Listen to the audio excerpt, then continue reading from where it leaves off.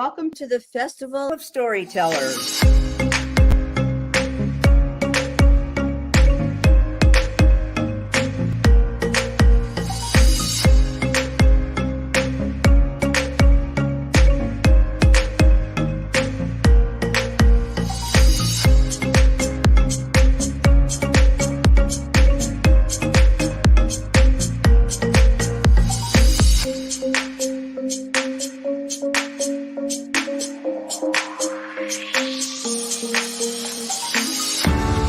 I can't tell you how excited I am to be on right now. It's been a couple of weeks of excitement, getting prepared, and I've done a lot of things in my life, but this has got to be close to the top. Thank you, and Reader's Magnet, and thank you, John, for putting this forth and taking the chance on us authors in presenting this out to the world. I've enjoyed this immensely, Joanne. Ellie, so have I. Thank you for who you are, and thank you, Reader's Magnet. You all are beautiful, and you've worked so very hard, and we are blessed. We are. I thank everybody that's involved with this process, because we know writers need readers and writers need publishers. We thank Reader's Magnet and everybody that's involved. I love Reader's Magnet. They say, we share your stories with the world.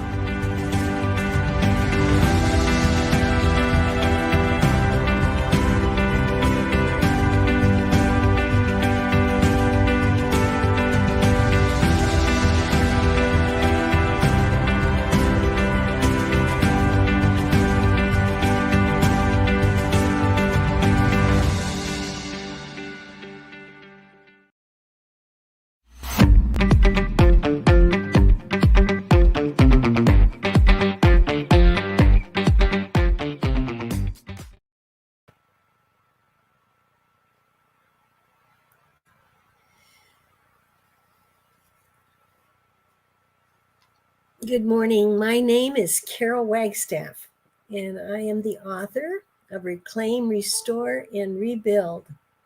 And I'm so excited to be part of this today. I'm looking forward to talking with all of you. So I thought it might be fun today to kind of take a look at the book itself so you can see what it is that we'll be presenting today. And I have it right here next to me. I also, you can see it in the back of me. My husband and I went out and just had it blown up so you could see it better up there. And, but this is the face of it. And Reclaim, Restore, and Rebuild. And you can kind of see by this picture here, this is a couple that are looking at, maybe it looks like it might have had a fire or something in this house over here. It doesn't really say, but it kind of looks like they're looking at that, wondering. It makes me think they're looking at that house and wondering what's going on, and maybe it's their house. As I say that, I even think about this and think about what happens when sexuality, broken sexuality, hits the home of families. And sometimes it feels very painful. It's some ways it's been hurt the family. And so we're going to talk about that today. I want to talk to you about myself, just so you'll get a better idea of who I am and what's going on. But I wanted to show this to you first. I wanted to show you just a few things. It's a larger book. It's not a small book. And it's written so that you can write in it. So while you go along and read about the stories and so on like that, there are questions. How do you feel about this? How was it with you? So the contents are something that you can treasure, that maybe in the long run, you'll want to look at the answers that you gave. I remember one girl, one mom who had bought my book, and she told me, she said she had already looked back on it and see how she had grown since she started. She had a son who was gay, and it was a difficult time for her. So she was able to use this and then be able to look back on it and see how the Lord had helped her through this time. So it has 10 chapters actually, and at the top of those chapters are the stories behind that.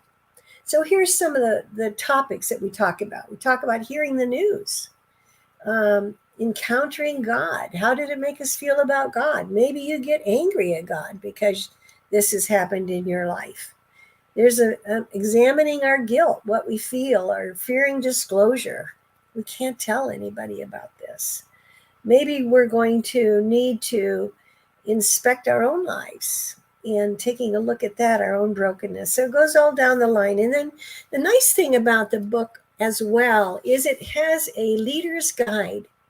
If you're someone who likes to sit down and talk with other people about it, it makes a great small group way to lead it. And then there's prayers for prodigals. There's sexual brokenness and a biblical perspective on that. So there's a lot of stuff that really is a good help as you encounter this book. So I hope you will take a look at it. I think it will be something.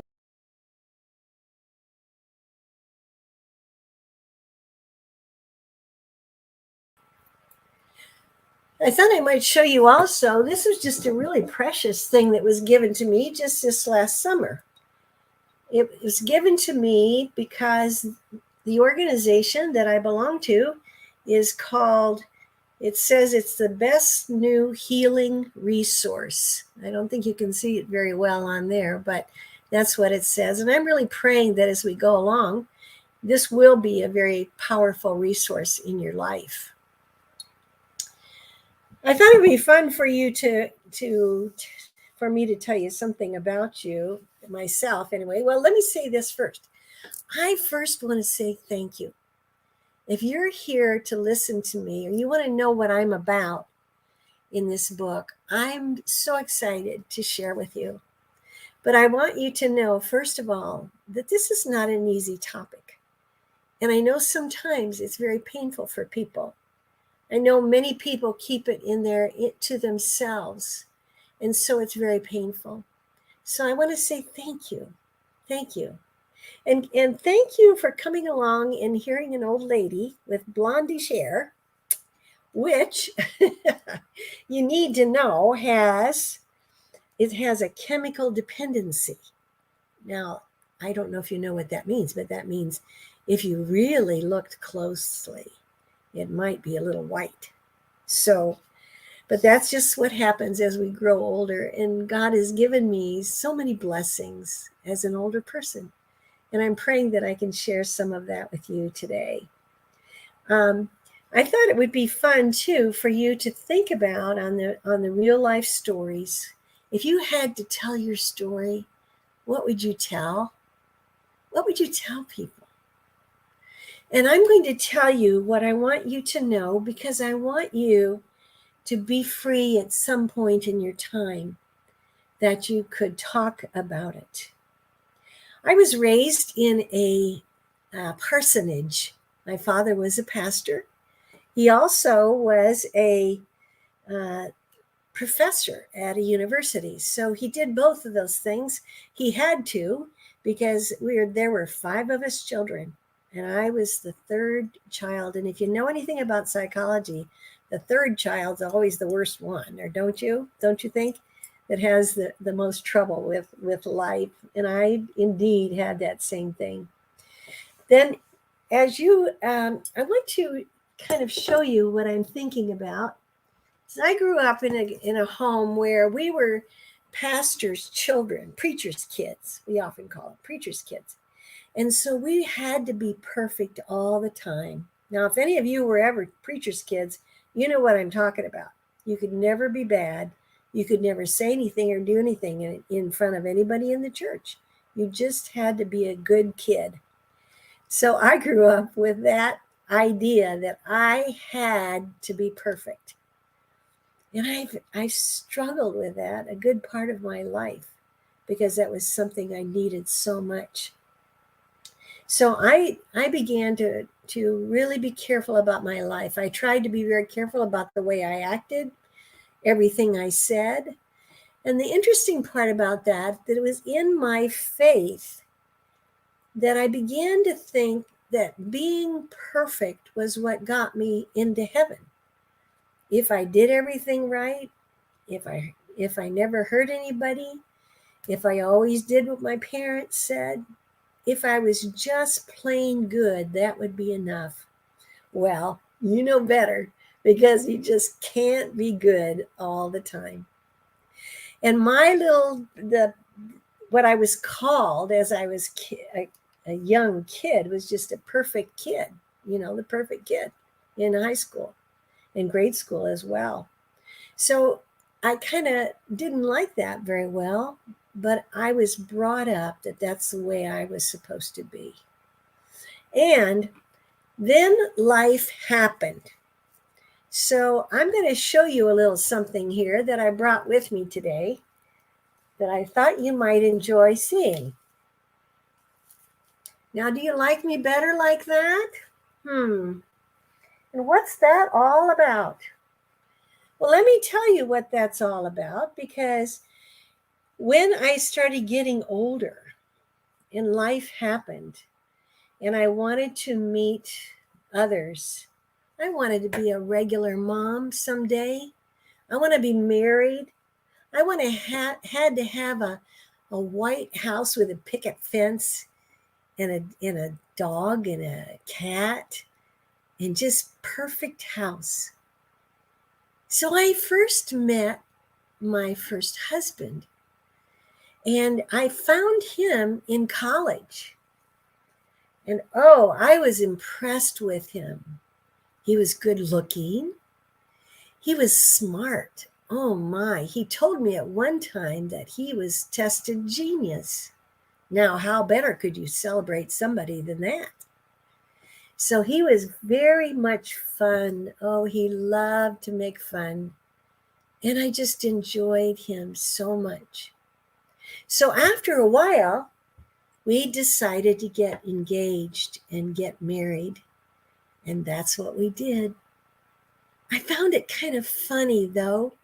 I remember after we left the church and we got in the car, and I wanted to do nothing but just kiss all over his face and let him know how much I cared about him. And he looked out the window and had such kind of a funny look on his face. And I never could figure out why he did that. Why wouldn't he want to kiss me as much as I wanted to kiss him?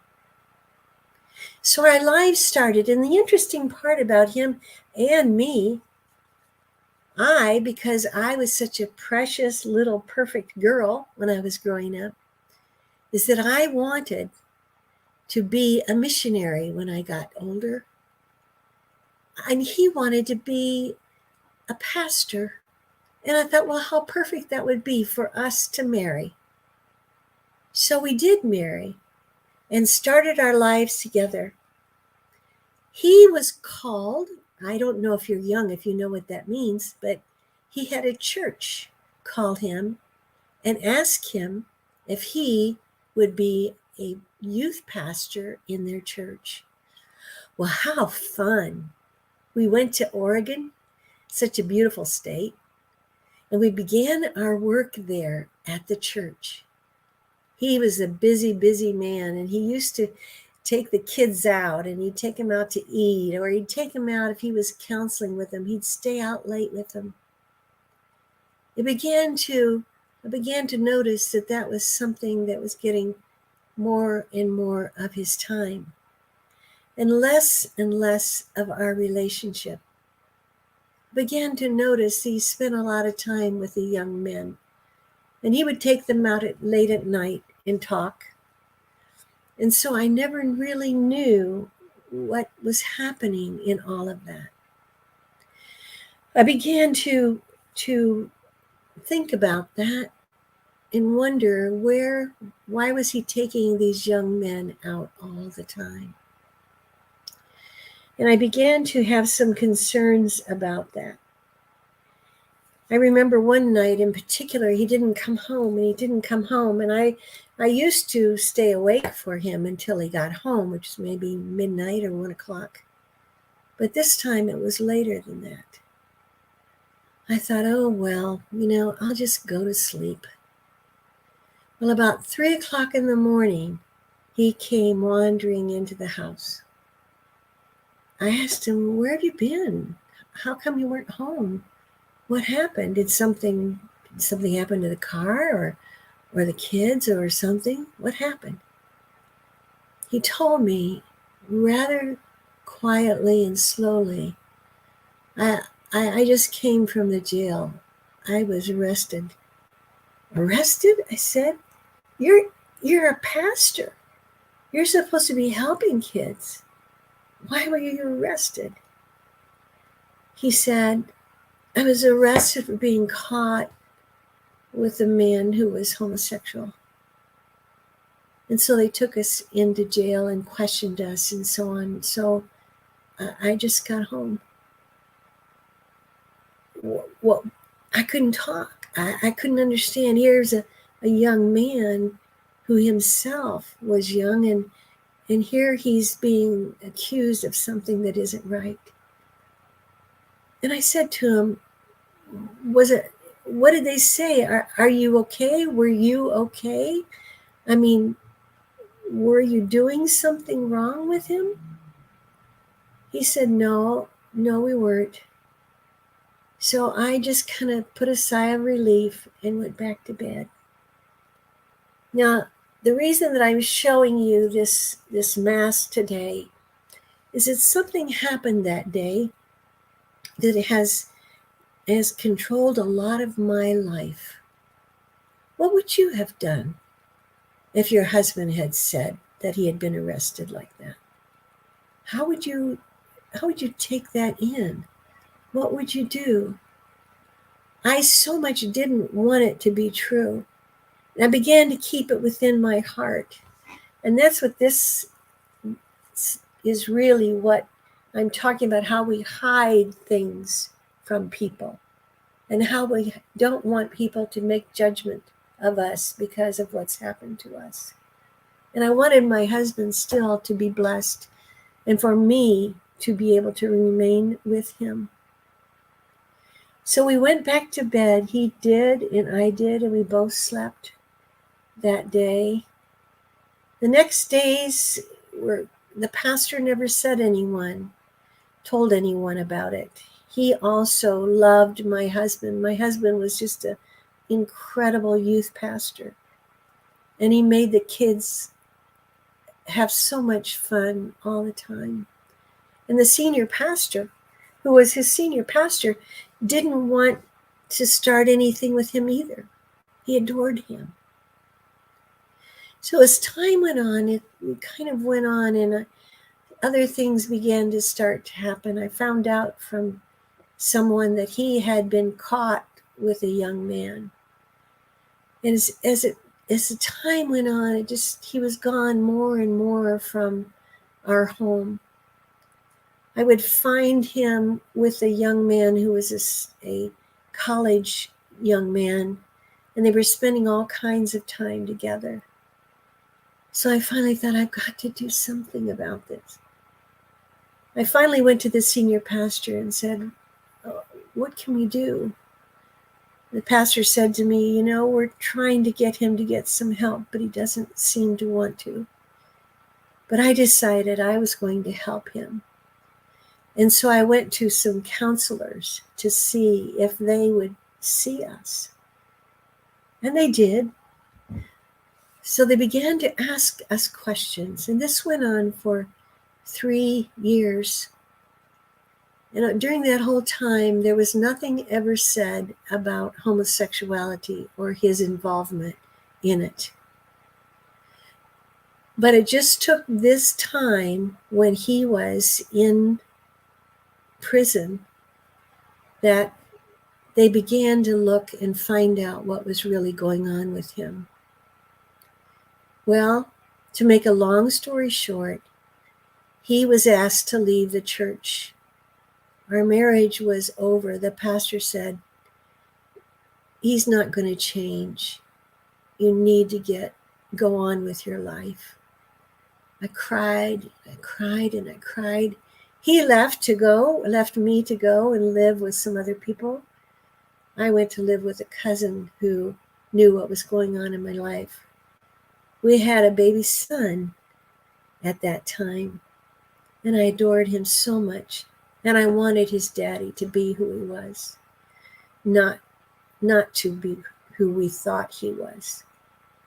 We moved down to California from there and began life all over again. I was a single mom with one little boy who adored his dad.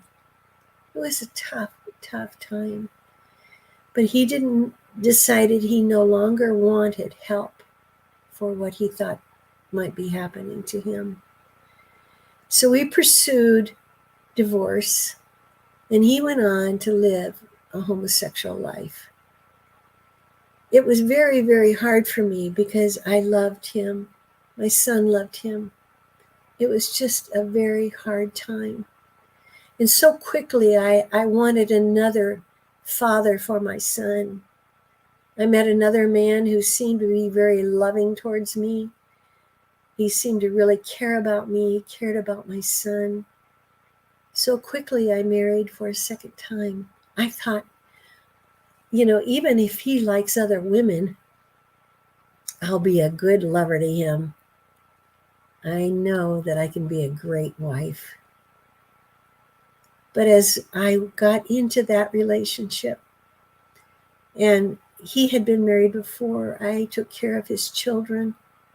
We had a lot of fun in our lives. But soon I learned that he was with other women. He was a womanizer, and I had no idea. I never knew that. I couldn't believe that that would happen to me. I would first be with someone who was homosexual, and then I would be with someone who wanted only women, but wanted every woman nearly that he saw. I took that on for a while, and I just thought, I can't be divorced again. Lord, I can't be divorced again. I was the goody two-shoes. I was the one who was always in church. I was always the one living the way that God wanted me to live. How could my life end like this? As we went on, and I began to see that he was not about to change, he came forward and said, I'm going to leave you. I have another woman now I want. So he left to go be with her. And this time I was alone again as a mom. And I had a second son by that time. So my two boys, both were with a mom who had pretty much made a tough time out of her life. And you can imagine that this mask was where I wanted to stay. I didn't want anybody to know that little goody two-shoes who had been such a great Christian had now experienced two marriages that were broken. I was really kind of mad at God by that time. I was mad at the men that I married, and I was mad at God. God, how could this happen to me? I love you. I've wanted to serve you all of my life. How on earth could this happen? And God began to work in my life. One night, after my second husband had left to marry this other girl or be with her, I picked up my Bible.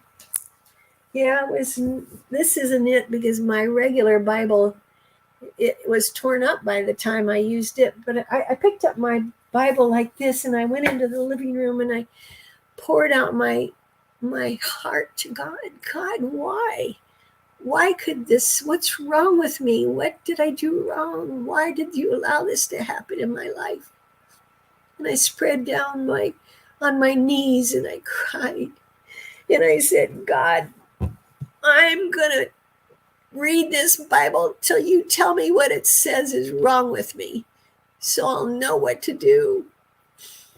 So I picked up the Bible, and I started to read it. And I thought about that, and I thought about, God, what is it? What is it? How come this came to me like this? Why did you allow it to come to me like this? I finally got up. I finally said, Lord, I don't know what's wrong with me, but I know that you know. So please help me. I read along and I thought, I loved Paul's words in the Bible, and I started reading all that. And after about 3 hours, I came to this verse. As you come to him, the living stone, rejected by men, but chosen by God and precious to him, you also, like living stones, are being built into a spiritual house to be a holy priesthood, offering spiritual sacrifices acceptable to God through Jesus Christ. Me, God wanted me to be a living stone. He loved me. He chose me. What did that mean? I began to think a lot about it. I began to try to think, what could I do to have changed things? Could I have helped my husband become anything but gay? What could I have done? I began to ask God, how is it that you want me to help this? What can I do? What can I change?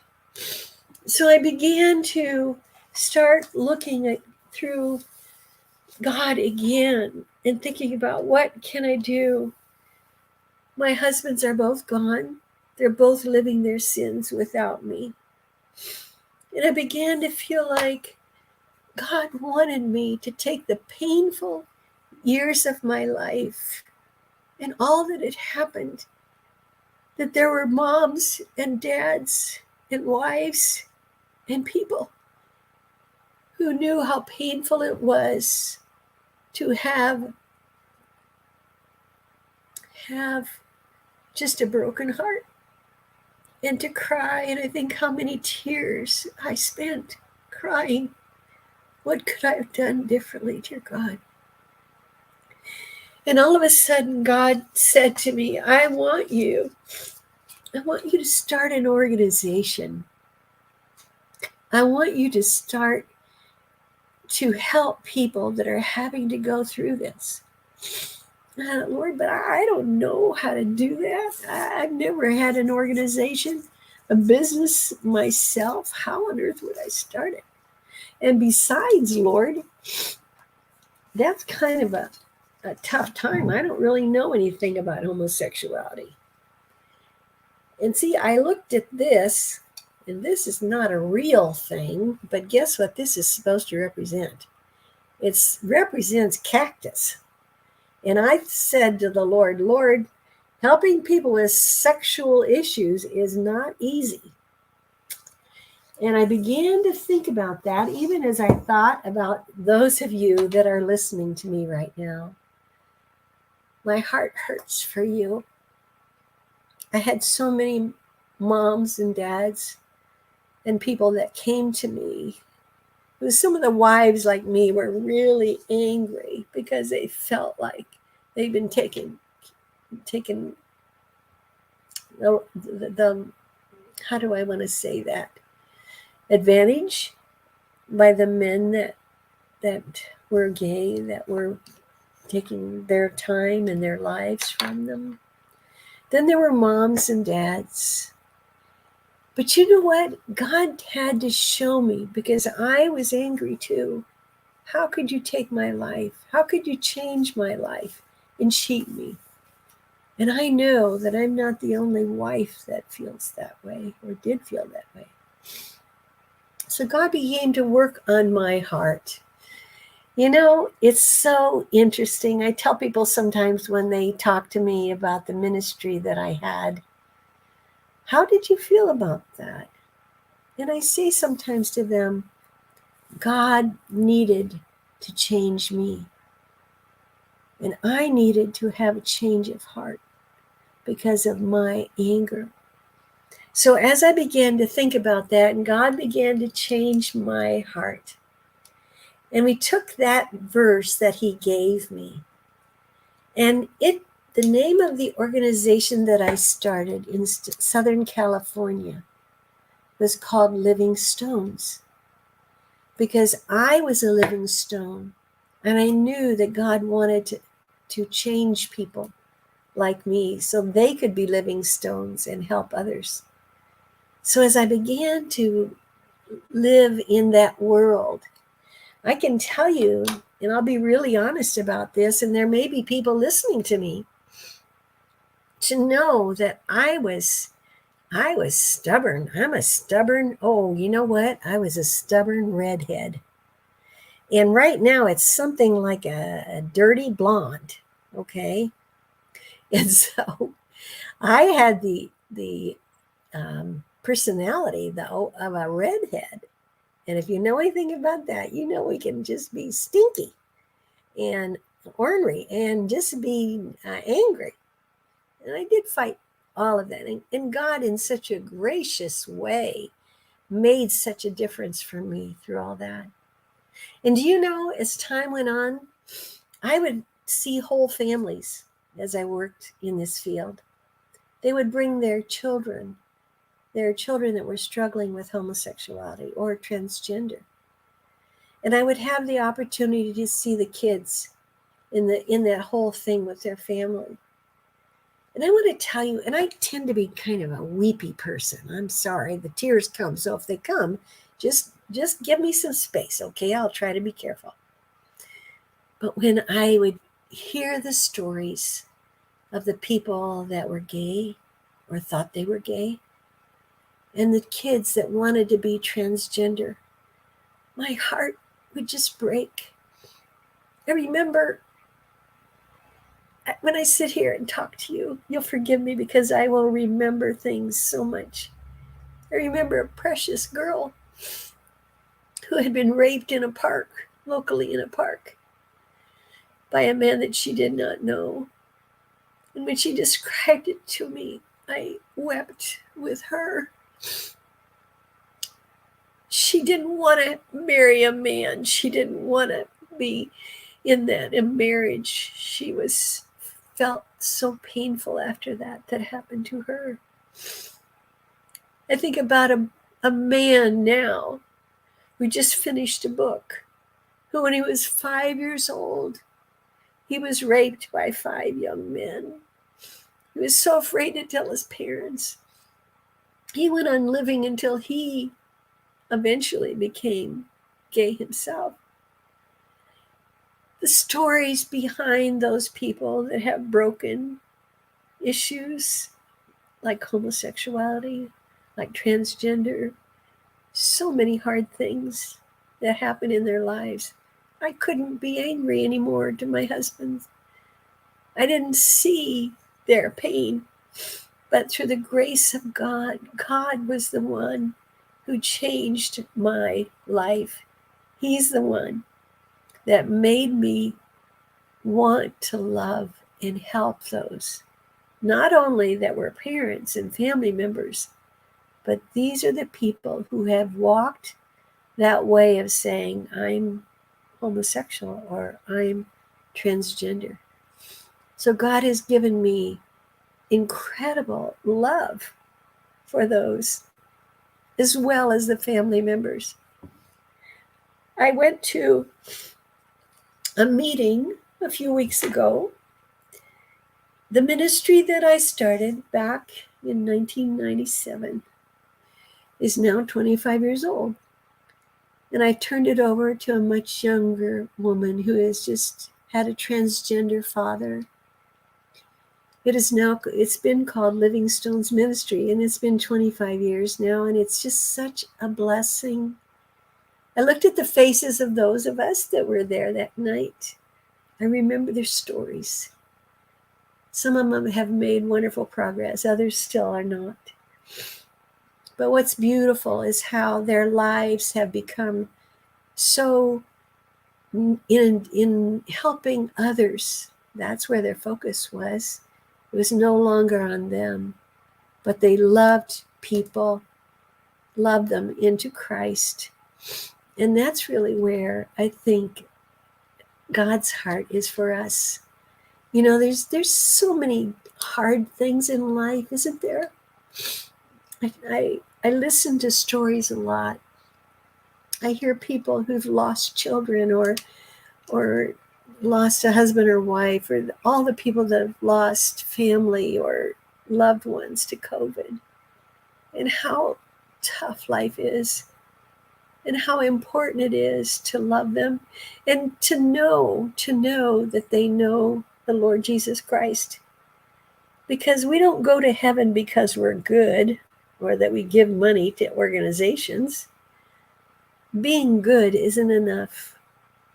God gave his son Jesus to die on a cross so that we might not have to live with the sin that's in us.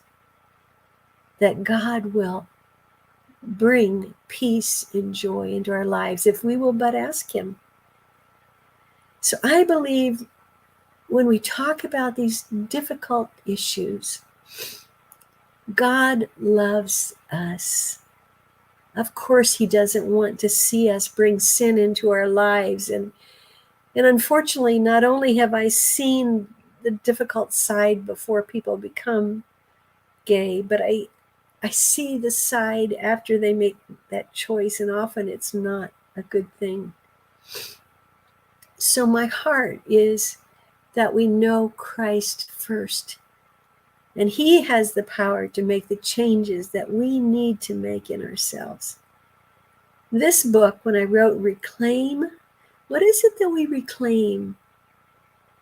We reclaim the truth of who God is, the truth of who we are. When he makes us a woman, he wants us to be a woman. So we reclaim the truth of God in our lives. And then we restore that which is broken in us. This is the brokenness God showed me that I had in my life when I wanted to hide all the bad things that I was. I didn't want anybody to know I'd been married more than once. There's so much shame to that. And I know the parents that I deal with sometimes, they have such a sense of, what did I do wrong? Oh God, how could this happen to me? I took my kids to church all the time. I did everything I could for them. And how did that happen? But you know what? Even though we have this, even though we're like this, God is so willing and gracious and loves us so much. He wants to make the difference in us. He loves us so much. He loves you, no matter who you are and what you're hiding. God loves you today. I probably would not have ever come to do this with my precious friends now. I think about how much shame I have carried for being married twice, for having been unfaithful at one point as well. God, how could you use somebody like that? But you know what? God told me, and this was something, and I have to tell you that there's a man that I just love to death, because when I started figuring out that I needed to understand what homosexuality was about, and he had been a homosexual quite a long part of his life until he gave his heart to God. And I heard him speak, and he said, "You've got to tell the truth before God can make a difference in your life. You've got to tell the truth." Oh God, I didn't want to tell you the truth, but I can tell you that God told me that when I wrote this book too. And you know what? If you want to read my whole story, it's in the introduction.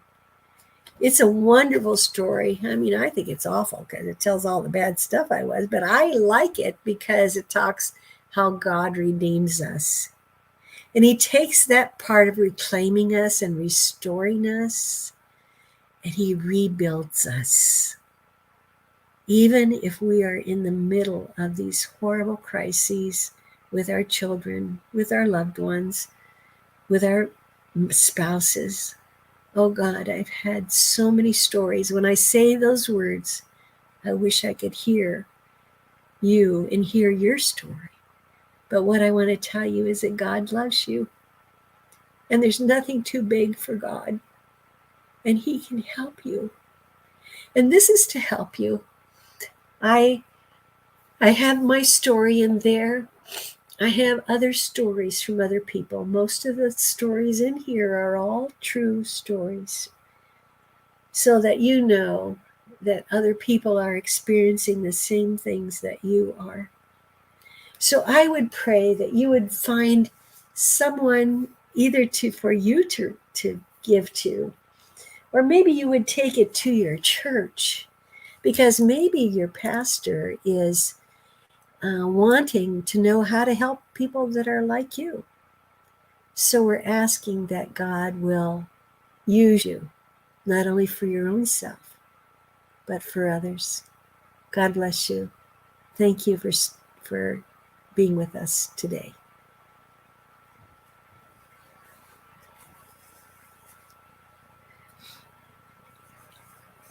I have a couple of questions that came. I think I'm a little bit over, so I'm not sure if I can do this, but we can question someone sometime in ourself with all that we've experienced. Why me? Yes, I have done that. Why me, Lord? Why did you use this to affect you? Why me? And God is so faithful, you know?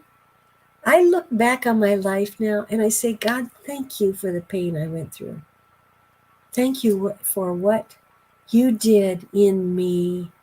Oh God, I couldn't be more thankful because you changed me. And I was the one that was so ugly and hurtful. This other person says, based in your experience, have you ever once tried to question if God is real? Oh yeah, I have. Have you? It sounds like you might have. And you know what? It's okay. Because God gives us those opportunities to open wide the reality of who He is. So no, it's not a bad thing to ask what God is. Just keep saying, God, I want to know if you're really there. Can you help me? I want to know if you're for real.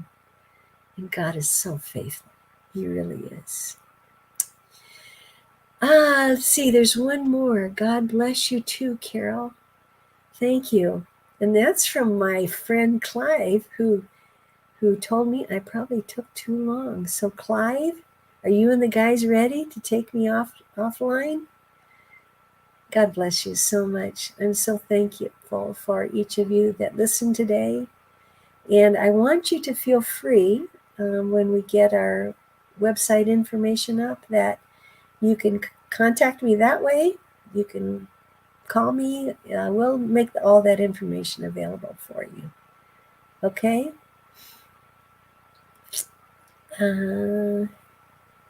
Another fairgoer said, I'm glad to be here and be inspired by your book, Carol.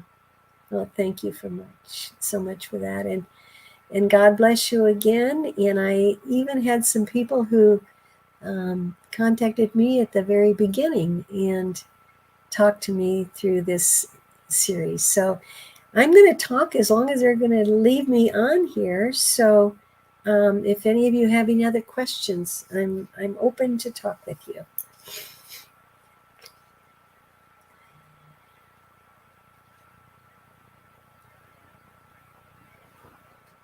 Okay, let's see.